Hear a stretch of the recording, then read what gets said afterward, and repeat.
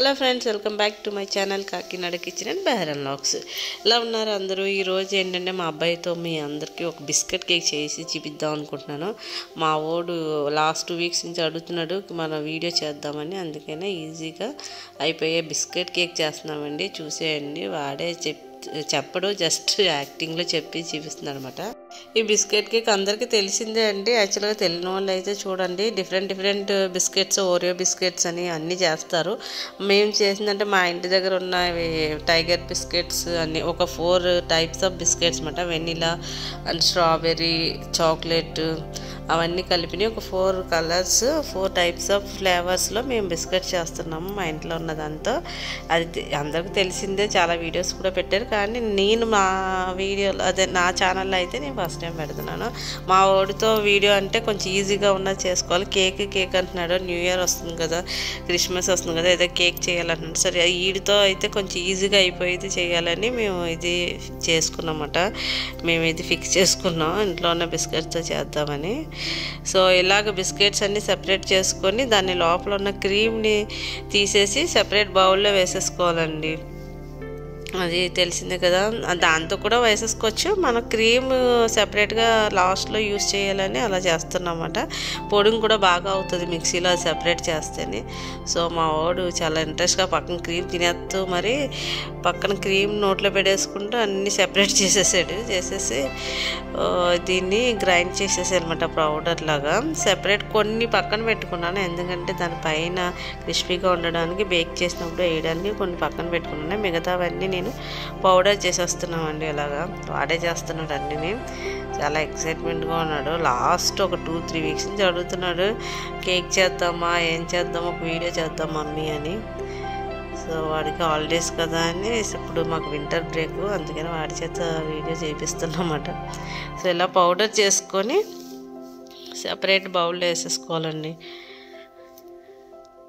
బౌల్లో వేసేసుకున్న తర్వాత మనం దాంట్లో కొంచెం పాలు అన్నమాట, కాసి చల్లార్చిన పాలైనా పర్వాలేదు, ఫ్రెష్ మిల్క్ అయినా పర్వాలేదండి. దాంట్లో మిక్స్ చేసుకోవాలి. కావాలంటే షుగర్ 2 టేబుల్ స్పూన్ వేసుకోవచ్చు, ఆప్షనల్. బిస్కెట్ స్వీట్గా ఉంటాయి అనుకుంటే మనం వేసుకునే అవసరం లేదు. పిల్లల కోసం ఏదో 2 టేబుల్ స్పూన్ ఏమో షుగర్, బ్రౌన్ షుగర్ కూడా యూస్ చేయొచ్చు, ఏదైనా యూస్, బెల్లం పౌడర్ కూడా యూస్ చేయొచ్చు.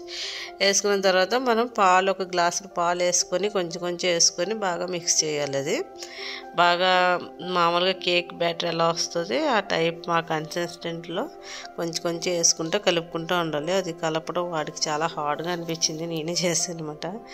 ఆడే చేస్తానని తీసేసుకుంటూ ఉండేవాడు. అయినా కూడా నేను పర్ఫెక్ట్గా చేద్దాం కదా అని మళ్ళీ ఉండలు కట్టేస్తాను నేను చేశాను అనమాట.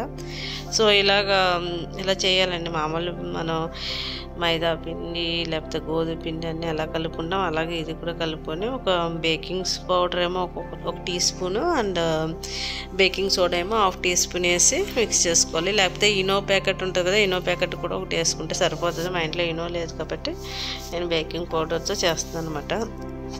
ఇలాగా మనం ముందే బటర్ అది రాసుకొని పెట్టుకొని ఉంచుకున్నాం కదండి. సో దాంట్లో మనం ఇలా పోర్ చేయాలి, ఇందులో వేసేసుకోవాలి ఫుల్గానే.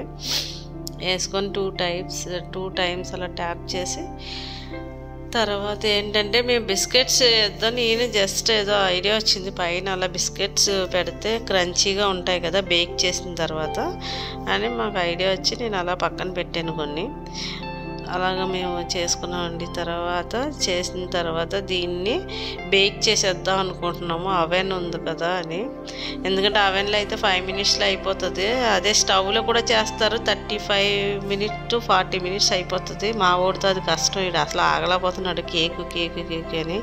సో ఇదైతే మాకు మైక్రోవేవ్లో అయితే 5 to 6 మినిట్స్ అయితే పర్ఫెక్ట్గా అయిపోతుందండి.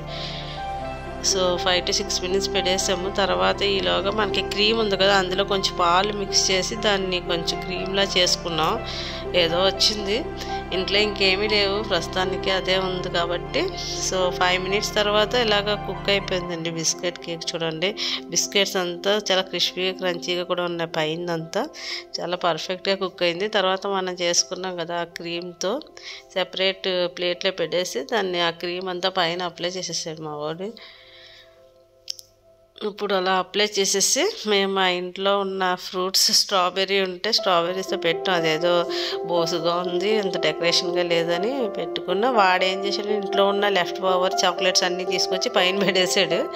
సో ఇలా అయిపోయిందండి. కేక్ అయితే రెడీ అయిపోయింది. మీకు అందరికీ నచ్చినట్టయితే కొంచెం లైక్ చేయండి, షేర్ చేయండి, సబ్స్క్రైబ్ చేయండి. అందరికీ, మన సబ్స్క్రైబర్స్కి అందరికీ merry Christmas and happy new year. Thank you for watching.